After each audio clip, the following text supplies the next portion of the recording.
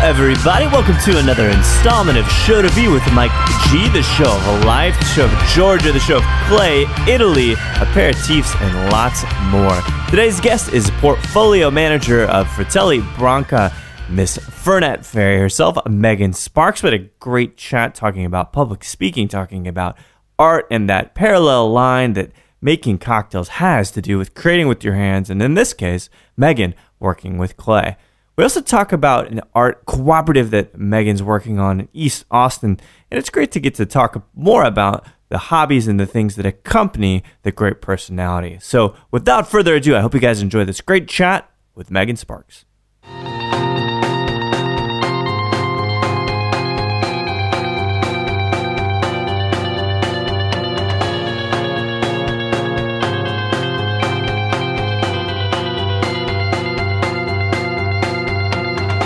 You're asked to speak about yourself really, really often. Totally. There are always, customers would sit down and the first thing they would say is, how did you get here? And you would tell your story a million times a night. Do you remember, can you even roughly remember how many times you told that story? Oh, working at Pesce for the 2 years that I was there. Yeah. I don't know. Maybe on average, twice a night. That's 3 insane. to 5 times a night. I have no idea. Yeah, that's a lot. Like, Did it ever feel... This is a wild detour off the art piece, but did it ever feel like you were just rehearsing this thing? Like it was you, but is it you? Because it's like your story, a canned response. Right. I think that I was pretty authentic. Yeah. And I try to be with everyone all of the time. But there was a little bit of a spiel. Yeah, it is. Right? Here's how I got here, blah, blah, because you've only got a few minutes with somebody. Right. So, you shorten it. The elevator pitch. Mm-hmm. Well, so growing up in the art piece was, and I love talking about music, and in a way, like maybe the podcast is just this way for me to talk about music with everybody. Totally fine. So, but you're doing clay, so you really like using your hands for this stuff. Big into music as well at that point, like going to shows, like which the art community often embraces. Yeah, so I would say art was always a thing in my life. I was always taking any art class that I could as a young person. And then when I got to college, I actually had a scholarship. I had an academic scholarship. Oh, really? But I was also cheering in college. Okay. Because I was like gymnast turned cheerleader. And, yeah. It just made sense. And so my first 2 years, I was going to West Georgia University in Carrollton. Outside of that. Carrollton in... Carrollton, Georgia. Okay, because there's one in Dallas, outside of Dallas, too. Okay, yeah. I was like, wait a minute. No. And I studied art because I wanted to be around that community. Yeah. And at some point, 2 years in, I remember, kind of being faced with, they said, okay, well, it's really, really time to choose a major. I know that you've been an art major for this long, but how about marketing? How about, whatever? And I thought about it. It was like a conversation I had with my parents. Sure. I thought about it, and I decided that I didn't want to go to class and learn about things that didn't interest me just because I thought that it would get me a better job in the end. Right. Because I don't agree with that. No, it's not the case. That's what, It doesn't guarantee anything. Yeah, you're either absolutely way. Right. Mm-hmm. Totally. So I decided that if I was going to be spending this much time doing something, that I wanted it to be something that I loved.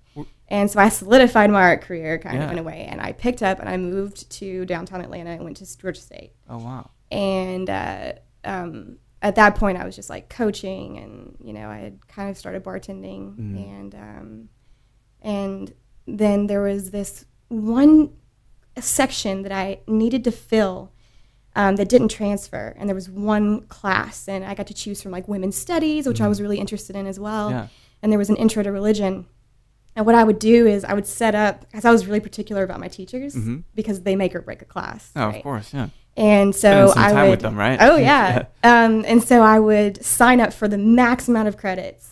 And I would basically go to the first day of class and interview every instructor, every professor. Really? In a way, I mean, yeah, I would get the syllabus and I would look and I would see what they were what we were reading and, what kind of person they were and if I was really going to get anything from this class. That's incredible. And at the last minute, I would drop the ones that I didn't want and I would keep, So I walked into Intro to Religion and there was a man named Lou Rupert and he was just calm and very wise, and he started the class off with poetry, and then went into everything else, and I just was like, I love this. So I took that as like my second degree. Are you still like in your late teens or early 20s, and you're like interviewing professors to see if they're worthy?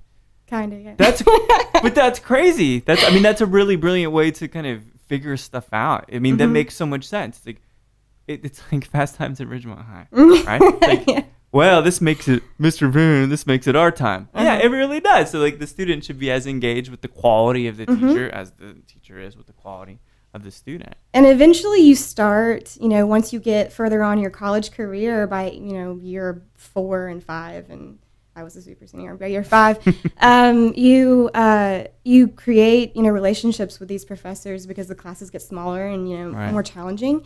And it was actually a director in my undergrad that told me about an artist that was willing to have an apprentice, and I was living in Colorado at the time, and I needed to get here in like 10 days, and that's why I moved to Austin. Really? Yeah. More for art again? Yeah. Mm-hmm. So I have to wonder if your parents are talking to you about the straight path, right? Doing marketing, doing business, which is what my dad did with me. Yeah. I don't look back. I think it's a great chat to have with him, but where does the propensity to be an artist and be creative, where does that come from? Do you have siblings that are artistic? Your parents, are they? It must come from somewhere because I have 2 brothers. Okay. One is 15 years younger than me, and the other one is 6 years younger than me. And Mason, the older one, he went to school for music. He can play any string instrument. Oh, beautiful. Yeah. Okay. So he's fantastic. He's like way cooler than I ever was when I was his age. If he's playing guitar, he's pretty cool. Yeah. So it must have come from somewhere, but What do your folks do then? I'm kind of curious. My mom works for Delta, and she has since I was born. Wow. And which has been good because it's allowed me to travel a lot. I bet. And then my dad works in insurance right now, but he was a real estate appraiser my whole life, worked from home. Yeah. But I come from a family of creatives. Okay. There are some musicians. There are some really, artistic people. And it was just in me, and it must have been in Mason too. But my parents, maybe that was a conversation that they had with me once, and maybe never again. They never pushed me. They always let me Because once decide. You were really firm on what you wanted to do and passionate, then why would they stand on There was no pushback from that. They were wonderful. That's interesting. So when you talk about your style of art and doing clay, what kinds of things do you like to... Because you said what was the word that you used? So I love figurative work. Figurative work. So, okay. As in the human figure, or is okay. And that's kind of not recent, but just working in clay in general, 3D, like basically drawing in space is really, really something that I think I just take to, and not everyone does. Can you really, because I really, when I think about drawing, I can really only do 2D. I can't think about it that way. But you're saying like, you really have that dimensional insight into how to create shapes and things? It's what I enjoy. It's what I love. And I think that it's naturally where I ended up. Yeah. For a good reason. Not everyone does. Some people, would rather be photographers. Right. Or just painting on canvas or watercolor, whatever, Yeah, I don't know why, but so I took, not last summer, but the summer before that, I was working at Pesce, and the team is just amazing. They're like family, and so they wanted me to be happy. And there was this workshop in Florence, and I had to be gone for the majority of the summer, 6 weeks. And so they saved my job for me for the most part. I mean, Rob saved you. If they could, they're like, it'll be, if it is, then when you get back, you can have it. And I got to go to Florence for the summer and do a figurative workshop where we were in the studio 8 o'clock in the morning until 5 p.m. and then sometimes until 8 p.m. Right. With a model in the same position, and I just sculpted her body, and I learned how to determine where her muscles were and how they were sitting on her bones, and How do you determine that stuff? Is it do you ever have to like physically touch it, or you can always tell by lighting or? It's cool the way that the technique that they taught me was really cool.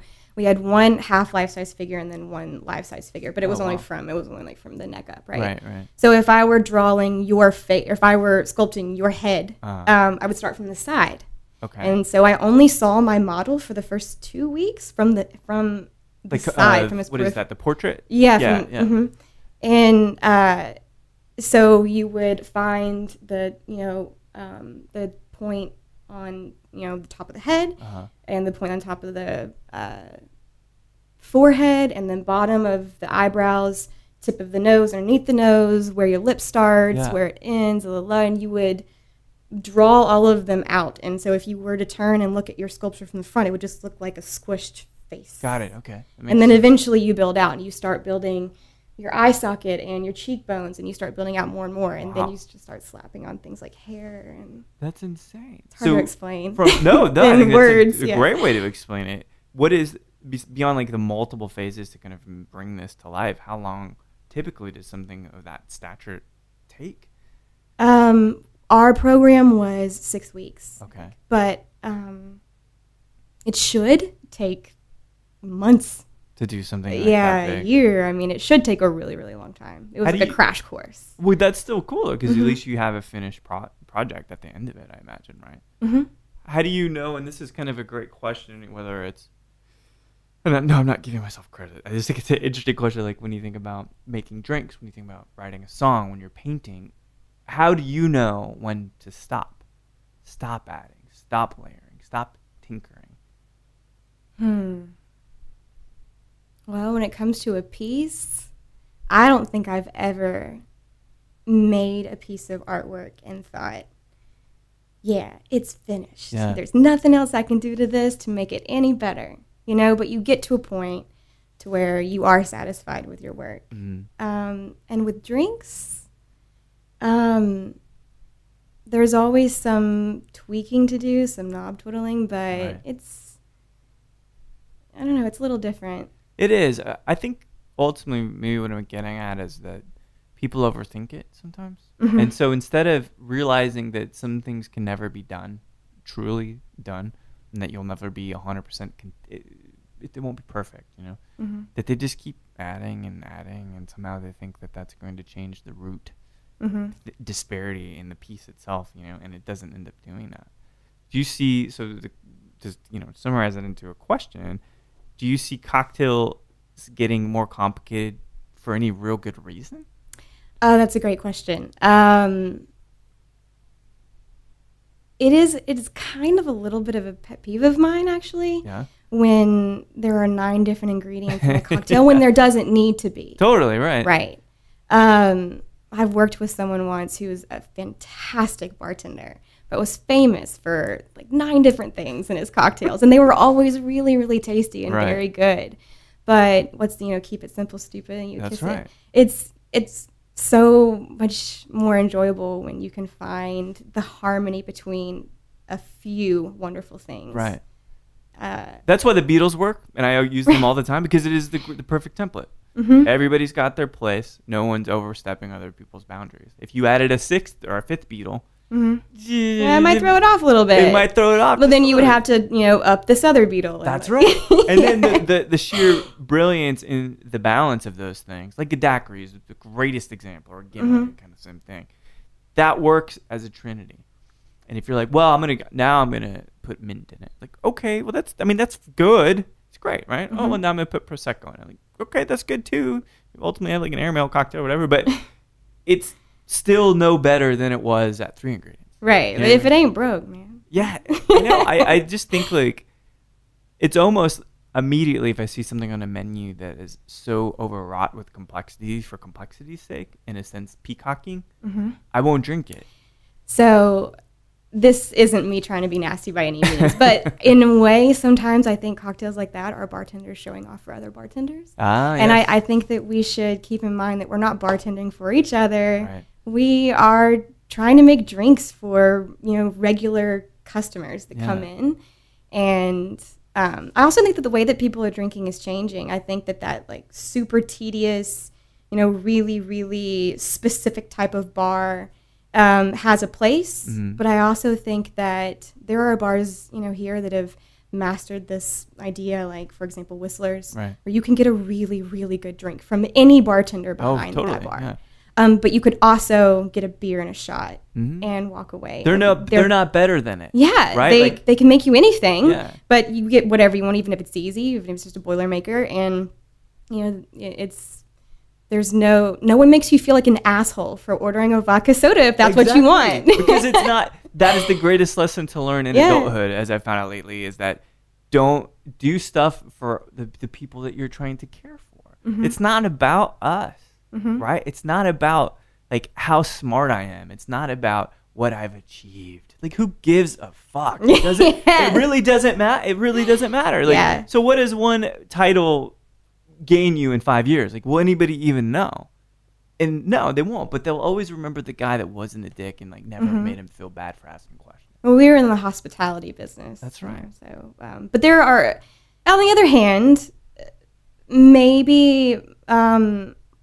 While I enjoy being behind the bar, and it was definitely, I always loved the fact that I could make something with my own two hands and I could give it to another person and it would make that person happy. Yeah. That was what I loved about making cocktails. But there are some people who do feel like it is their art, and for good reason, because they're amazing at what they do. And I don't think they do it for, the, fame or to show off. Like, who, like, I think there's lovely personalities in this industry.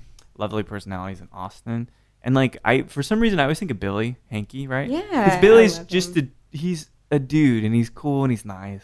He's not pretentious. Yeah, his drinks fucking kill so many people's drinks. Yes, you know what I mean. And he's just doing it. He's not. And he's just warm and cool. Yeah, he's just fucking cool. You know? Yep. I'm not trying to give him too many props, I mean, he could just beat the shit out of me too. He could just hold that over because he's like a foot taller than me. But like that's the thing I like. Yeah. The guy that's just unassuming, like, I just like doing this. And he doesn't even think he's good. But he's great, It is so strange. You'll never catch him talking about himself. No, never. Yeah. Always just loving person, very compassionate.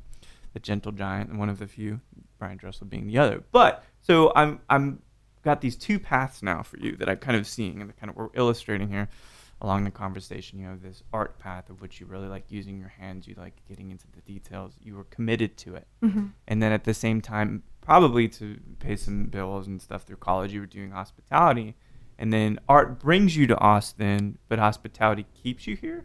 Is that fair? Or? Yeah, so the way it went was college in Atlanta, and then I moved so I studied abroad in Italy for about a year in Venice. This is before I Florence. Graduated. Okay. Yeah, before Florence. And then I came home. I walked. So I basically finished school in Italy for the most part. I walked, and then I moved to Colorado and I lived in Estes Park. Oh, gosh. And I worked at the Stanley Hotel with The Shining was written Did you about. really? Yeah, it was great. Could you sense it? Was there something there? I mean, people I trusted and, didn't view as kooky at all had experiences. I never did, but it was a weird hotel. Yeah, there's something about Colorado. I experienced, I think, an apparition in Colorado once too, in an old like kind of stone house, and there's something about Colorado. People just like, the supernatural just flock there. I don't know why it is, but is it never a bad feeling though? Actually, no, really? No, never. Yeah, sometimes it scares the shit out of me. It really scared me that particular instance. But how long were you then at the hotel? I was in Estes Park for about a year and a half. Wow. And I loved it. And, I was working behind the bar, and that was kind of when I got my first taste of actually working at a cocktail bar, because they basically did away with the entire old bar and started a new program. And the guy that was starting it was, not many people. Most people were seasonal, so we were together year round. And so I was kind of there for the birth of it. And I thought, oh, okay, this is more than just, because I used to... in college, I would go to school Monday through Thursday, and then Friday, Saturday night, I would work at a bar. And it was, for lack of a better word, a lot like Cody Ugly. But I made so much money. It's hard. It's hard to turn your back on, isn't it? And it got me through school, right? Yeah. But this was my first taste with cocktails, and I thought, okay, this is not what I always judged it to be. Yeah. And And then I moved kind of on a whim again. Most of my decisions are kind of on a whim. Makes sense. They do me good. So. That's what artists do. Yeah. They're whimsical. To Austin, and... But there was nothing bringing you here, just like Austin seems cool. I had one best friend from college Okay. who lived in Houston, and one best friend from high school who lived in Round Rock. So actually, when I moved here, I lived with her for a little bit. Gotcha. So I had a support system already a little bit, but I'm also not afraid Yeah. to just move out on my own, and because I'd already done it a few times. Right. But I mean, and then I had this artist that I really wanted to work for. So great. I forget what the question was. No, that's good enough. I mean, but that explains it perfectly. So there's a reason you end up in Austin. What was because was the art thing your career at that point, or just something more that? No, I wasn't making any real money at all. Nope, yeah. No, I wasn't making real money at all. I had been visiting my best friend for years, so she had taken me to Pesce multiple times. So the first week that I was here, I walked into Pesce just to have a good drink and to see this bar that I already knew was good, and to learn about Austin a little bit more. And the guy, his name is Cam, who was a barmaid of mine forever, is exhausted. And I'm like, are you okay? He's like, yeah, we've just been so busy. South by's over. We're understaffed. Apparently 3 bartenders walked out in South by. Oh, I think I remember. And I thought, ding. And so I walked in the next day. And have you ever spoken to Dwayne? Dwayne Clark? Yeah. No, soon. He interviewed me and was like, all right, come back with your TBC on Monday. Oh, nice. He's so excited. Like, you catch everybody so, like, disenfranchised and just exhausted. Oh, yes. It's a perfect time. Right. Sneak up on him. Like, you guys are all tired. I'll do it. Yeah. Like, all right, go ahead. Just do it. Yeah. That's good. So what year are we talking then when you started at Pesce? Let's see, 2014? Oh, wow. So pretty recently. Yeah. Okay. I've only been here a few years. Who were some of the starters with you there? So I started with Dwayne, but shortly after that, he opened up a different Cherry Street with the same company. And then Larry. Oh, yes. Trey Jenkins is... Trey, Trey and his wife are probably my closest friends here in Austin. He's a great guy. And then Cam and another guy named Miguel and Rashid. Yeah. And a girl named Marika, who is now managing. Bowser? Is that what I'm saying? Yeah, Marika Buser. You should interview her. She's great. She's great? She's a really interesting person. I'll have to think. Yeah. And she's pregnant, so she's got a lot of cool stuff. Oh, there we go. Yeah. Oh, man. Don't get me started talking about kids, though. That's like the raw. Yeah. Get her before she has the kid. Good. Okay. Good. Yeah, we can talk about, like, what are you afraid of? Right. Because I have a recent, somebody I work with, a lovely Brit, and he just had a son, and I'm like, do you automatically love, I think I've mentioned this before in another job, like, do you automatically love the kid when it comes out? He's like, fuck no. It's like, I think he finally, like, starts to love him now. It's like, I don't know, like 4 months in or something.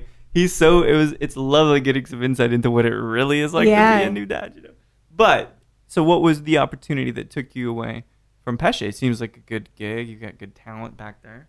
Yeah, it was actually Fratelli Branca. Oh, really? So I was there, from the day I got there until the day I left for Fratelli Branca, and I had a couple of other things kind of pop up and lend themselves to me, and opportunities that I had, 2 years in was starting to kind of consider. Yeah. Great growth opportunity, but the way it happened was weird. It was, I just kind of started managing with Mariko. I was like the assistant manager, and she and I work really, really well together, but I realized that I had just enough time to pursue, maybe like a part-time brand ambassador role. Right. So I reached out to who at the time is, his name is Evan Meeker, but he is Carly now.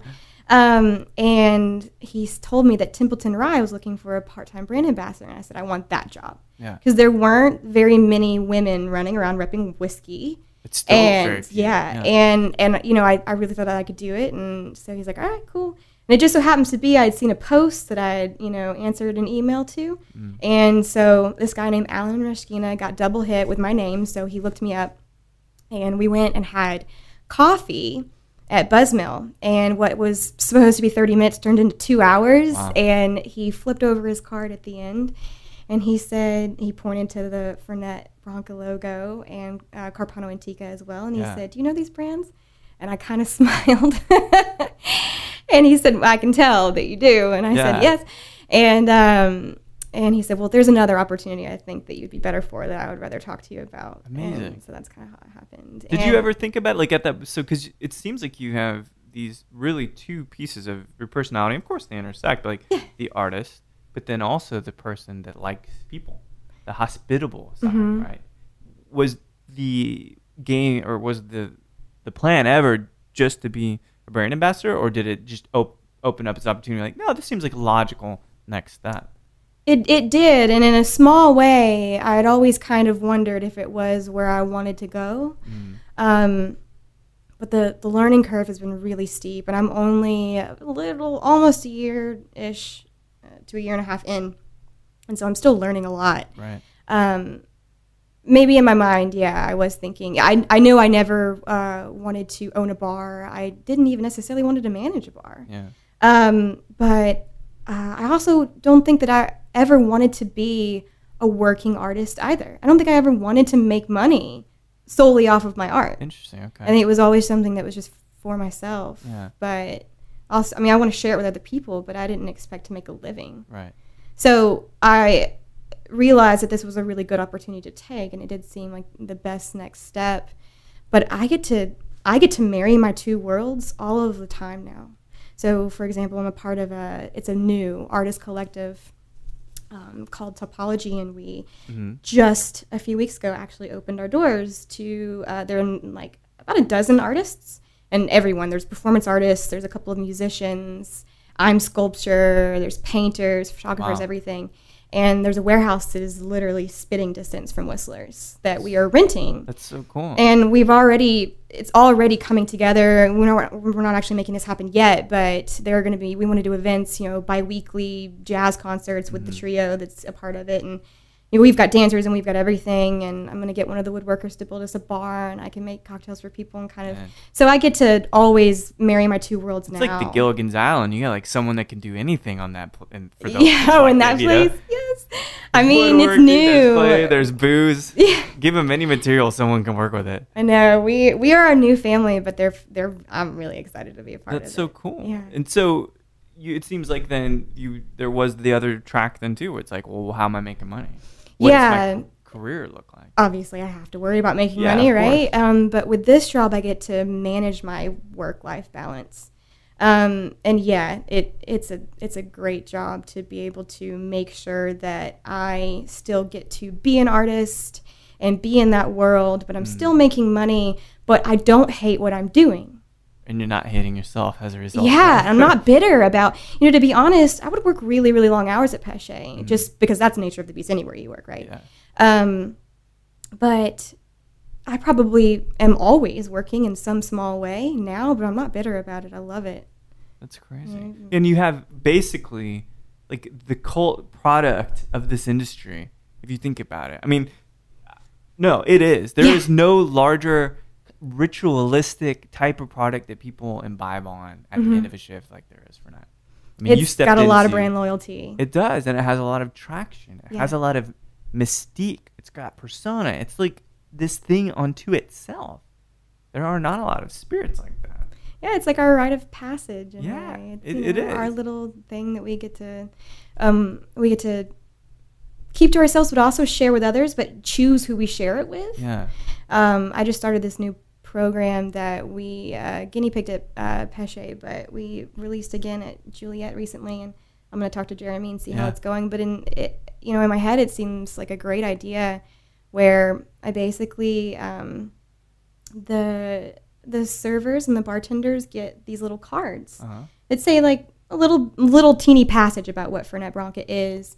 But then it says from Juliet, and there's a space they write their name. So it's basically a way for them to, give, a complimentary shot to whoever they choose at the end of the night, right? They only get like a few. Whoever's worthy. So they get to choose. And really the way I thought about it is because, the way I think about it is that they're like, mini ambassadors for the night, and they get to pick who they want to share their secret with and their small little passion thing with. And I would do that all the time at Pesce. I would be like, this cup was cool. I'm going to show them what we drink. And I would pour them little tastes of Fernet or, anything else that I thought they would like, and just kind of introduce them to it. Well, it's weird because that works on a lot of levels, right? Now it is just amazingly creative way to get people to own the brand too, because they're part of it, they belong to it. There is a culture to it. Mm-hmm. But at the same time, it's pretty smart, like from a business perspective. And so when you think about how to advance the brand and advance the awareness of a brand, socialize it, do you always think about like the business side of it as well? Because it's being so rooted in the creative part, like that's an amazing creative idea. Yeah. But does it make money for the brand, or does it even matter? Yeah. What's your return on investment? That's always. right. Yeah. So I'm always having to ask myself that question because I have to justify everything that I do. Yeah. So one of the, I've got tons of great advice, but I was always told, spend this money and create programs and, do your job as if this was your own money, as if this was your own life's work.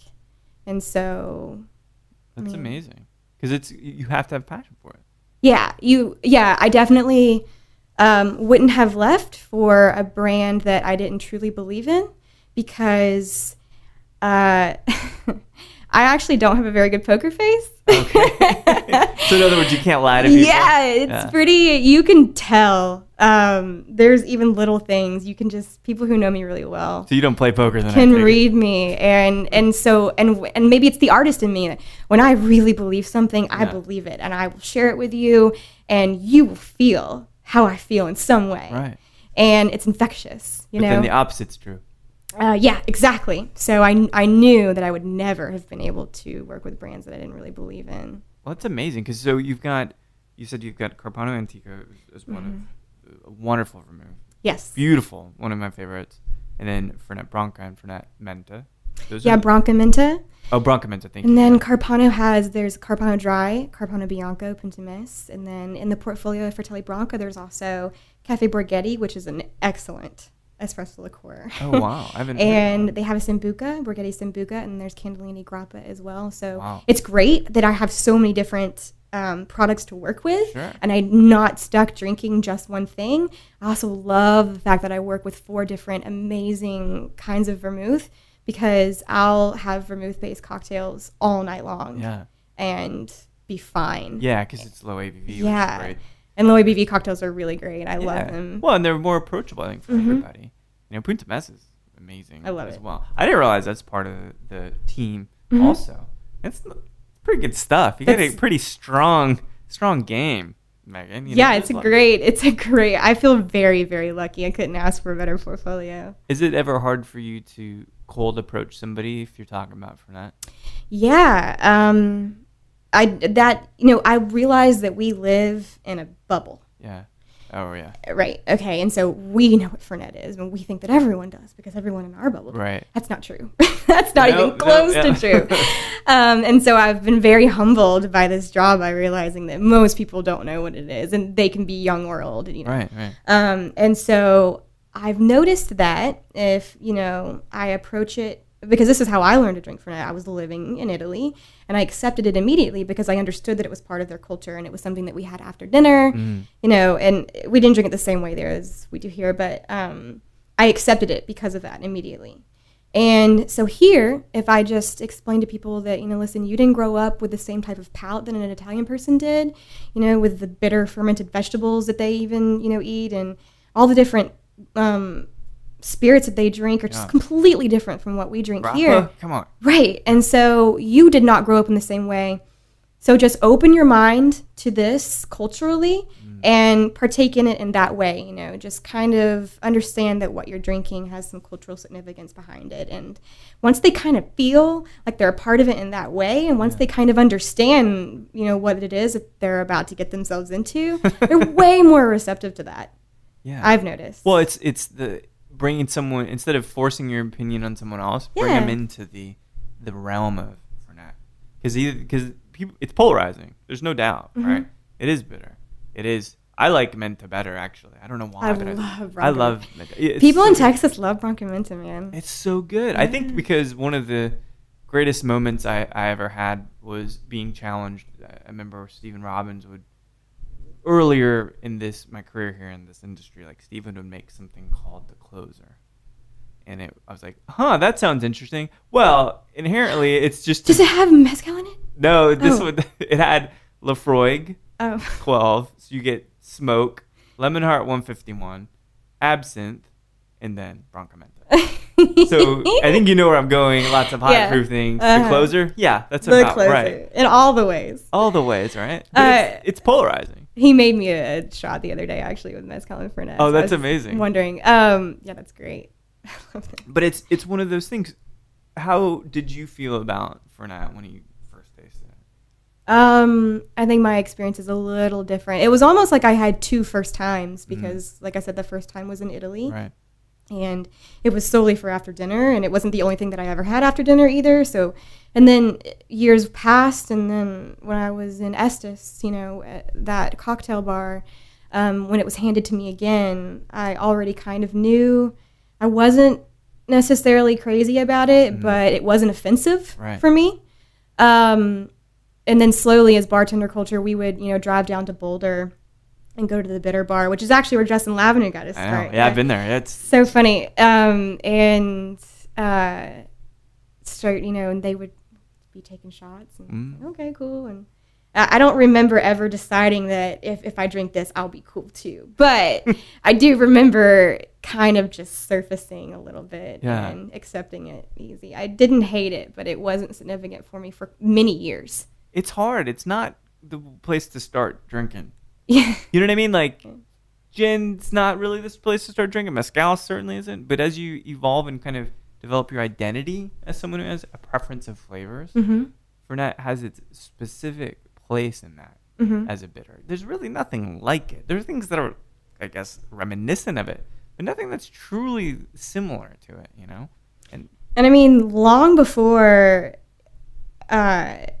there are times where I wish that it didn't have so much alcohol because long before I ever worked for Fratelli Branca, I always had a bottle of Fernet Branca, in my house because when you go home or when you go eat and then you come home and you're miserably full, it was the cure-all for that. It's a panacea for being overindulgent. It totally is. It did. I remember the first time that I had Fernet, I was in San Antonio in like this weird kind of art shanty almost, like a bare wood. Someone was really sick on the couch and someone was with them and said, he's drinking this. I'm like, what is this? And they handed it to me and says, it'll make him feel better, you should try it. It's got all these herbs and all of these ingredients that are good for your digestion and stuff. And I drank it. I was like, I don't get this, what the hell? Right? And this was some years ago, but like to think about it having that cult reputation even then, those were industry people. It's the David Lynch of spirits, Right. I really feel like it is. But it's easy. You enjoying the gig? Do you get to travel a bit for it? Yeah. They sent me to Milan when I first started to train me, and that was great. I got to stay a little while longer, on my own personal time, and went up hiking through Lake Como. And, oh wow! And then they've sent us, to California and New York. I travel all over Texas. They send us to Tales every year. I get to travel a decent amount. I mean, traveling is exhausting, and I don't travel nearly as much as some people, like Travis Tober, for example. Oh, man. I just really, really feel bad for, I mean, he likes it though, I think. I'm sure he does. Some He's people a machine don't like though. it, He can do it. Yeah. But it's the perfect amount of travel because I'm just enough in that in between where I'm kind of a homebody, but definitely not at the same time. Yeah. So I get to spend 2 or 3 days in Houston, 2 or 3 days in San Antonio, 2 or 3 days in Dallas, and split my time between Austin. It's a nice mix of things. You're able to have a lot of balance then. It sounds like the moniker, the Fernet Fairy. How did this kind of come about? So, well, I think growing up dancing and, being a performer and just loving fun things, I've always just been like the type that ran around, and I have a box of costumes, literally, that I've been collecting for ages. It came in handy like last week for the Pride Parade, and we had a great time. And so I am just always kind of running around, like social butterfly, whatever. Yeah. And I guess at some point, there was this one night where I was with Jessica Sanders, Michael Sanders, Allie and Trey Jenkins.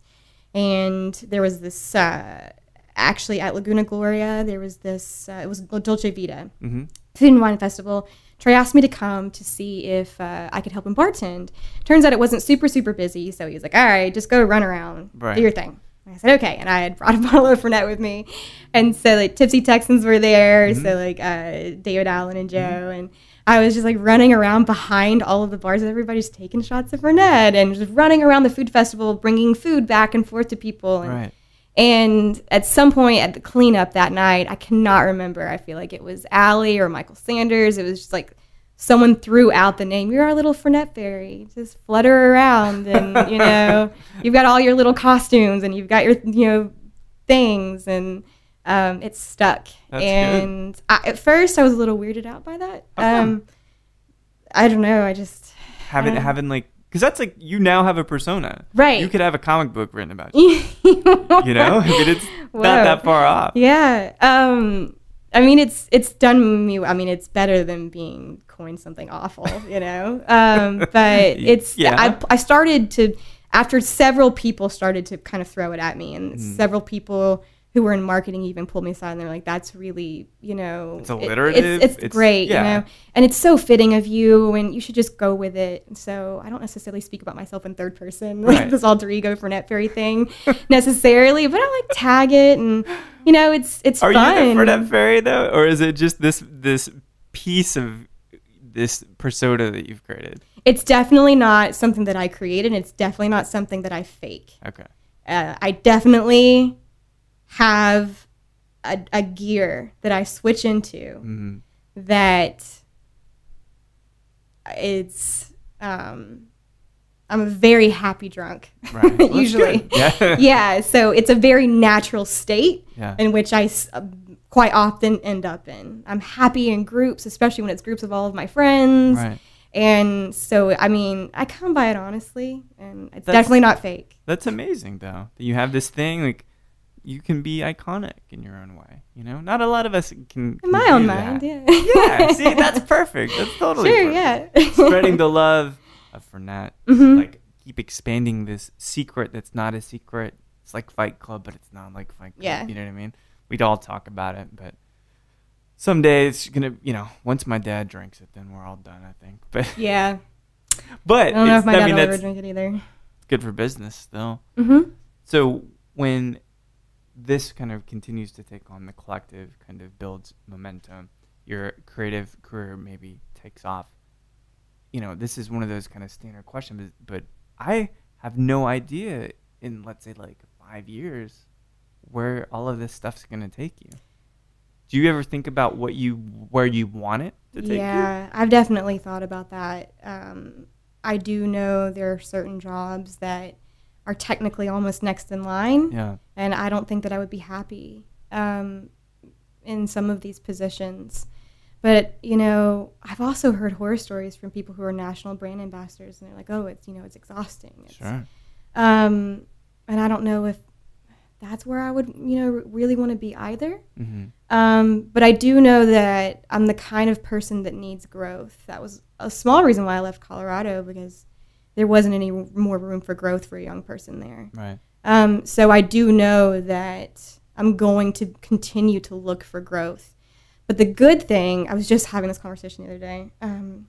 The good thing is that the company, Fratelli Branca, is definitely growing. Yeah. And so there are potential positions that could even be created that might be perfect for me. Right. You know, I've got strong roots in Italy. I love being there. Maybe they'll need someone like me there one day to be kind of, you know, go back and forth. Who knows?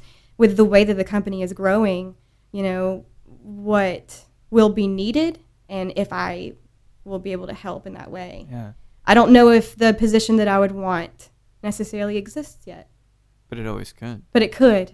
I mean, it's a fantastic company, so it definitely could. So much potential. So you kind of, you know what you want, but you're taking it a day at a time, as they say. Yeah, I do. It just doesn't wear a specific face or doesn't wear a specific mask. It doesn't until it does, right? Yeah, I do know that I am intuitive enough to know if I took a job, if I was going to be happy. And that is the most important thing for me. As long as I can pay my bills, put a little bit away, and then travel a little bit, then I don't need much more than that, right? And I wouldn't take a job that I knew I was going to be miserable at, because that's really, really important to me. Well, it's brilliant to have that balance. I think the last thing I wanted to ask you was, and it's good that we're in a real interesting state sociologically in the States right now. There's some weird shit going on politically. The most verbal and overt racism I've ever kind of seen in my life, which is really, really strange and weird and kind of awkward, because in Austin we don't really feel it that way in the same way. But there's also the other issue about hospitality right now in this industry, and a lot of sexual harassment going around, and stories of women being marginalized, objectified, like behind the bar and from across the bar. As your experience as kind of a very driven and ambitious woman, do you feel that stuff? Do you feel like men are treating you differently, or that the industry is treating you differently?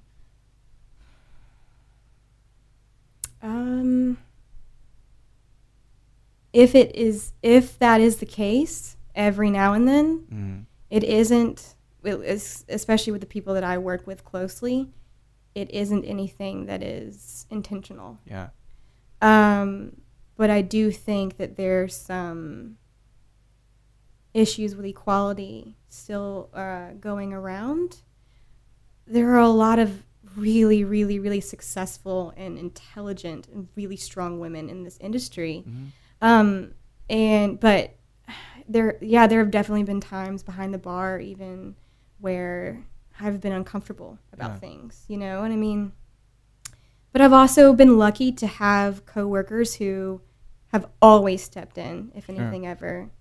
It's definitely a climate in our culture and in our industry right now, and that isn't completely fixed and isn't done sorting itself out. Right. But I've never been personally victimized to a point to where I felt like it was something that I needed to speak out upon. Yeah. Because I've been really, really, really lucky in the sense that I have worked with like very respectful men. Yeah. Who I do feel, especially at my company now, but even before that, I feel like I was always given a fair chance. But I don't know, every now and then you can just tell. It just, like, people can't help it. I know. I kind of sense it. It's like bloodlust. Yeah. I mean, and I'm trying to be as articulate about it as possible, but like you can just see a guy that's 3 sheets, and then everybody becomes like this objective. Does that make sense? Especially being a woman behind the bar. Yeah. You are automatically hotter, right? Because you're behind the bar, and dynamic, they can't. Right? They physically can't even get to you. Yeah. You know, it's just everything changes, and that's a weird position to be in. Where, it's a weird position to be in where you're kind of. I was always very mindful of like trying not to use any part of my sexuality behind the bar, because you want to do a good job and you want to do it because you're good at your job, not because you use, and the same thing goes for the job that I have now, not because I used any extra cards that I had up my sleeve or any of my other, You're not sexualizing the product for the sake of selling. God, no. Yeah. So I want to be respected because I'm good at what I do and because I have good ideas and because I'm good to work with, not because I'm a woman. It's real apparent. I mean, you're articulate, you're insightful. I can tell you have a plan. That's the thing that scares me about people sometimes. It's like, I think she's got a plan. Yeah. I don't know what the fuck's going to happen, but I think there's a plan there. It's weird that I feel my whole life like I've always had a plan, but I couldn't ever tell you what it was. Right. I had a guy actually at a bar the other night kind of like corner me and say, no, but what do you want to do? And I had to stop and I say, I just told you. He said, no, you didn't. You didn't really tell me. You said, I want to do this. I want to feel this way about my life. I want to have these privileges and blah, blah, blah. He said, but what do you want to do? I said, you're not listening to me. Yeah. You're not listening to me. I'm telling you the general idea of how I know I want to feel about myself as a person, as a career woman, as an artist, as a friend, as a daughter, as everything. This is definitely the plan. Well, that's actually more important anyway. Right. And I know that that's where I'm heading, but I can't exactly tell you what it looks like just yet. Well, that's the beauty of it. I also can't get too attached to that road, right? No, it's true. Yeah. Because it always can change. Maybe there are other industries that take you in other directions. Never can tell where you're going to end up. And that's, again, the excitement. That excites me personally. Yeah, it really is. It's been really lovely chatting with you, and I think that, like I said, you've got a plan. It's scary because I don't know what the plan means, but you've done a really good job with Fernet, and people have nothing but just the greatest things to say about you. Oh, that's great. Makes me feel good. So keep on fighting the good fight, Megan. I will. Thank you. I appreciate it. Talk to you soon. Well, there we have it. What do you guys think of Megan Sparks Fernet, Branca Fernet, Menta, two of the most epic and cultish spirits that you'll ever see in this industry? And it's great to know that such a lovely personality is behind them here in Texas. It's great talking about why we do the things that we do, what we're interested outside of this industry, and how all this stuff eventually intersects. Megan's got a great reputation and lights up a room with those fairy wings. So thanks everybody for listening to Show to V with Mike G. No matter how many layers of clothing you're wearing because it is 40 degrees here finally in Austin, Texas, or if you're really wanting to watch the entire season of HBO's Westworld in one sitting, please keep dancing.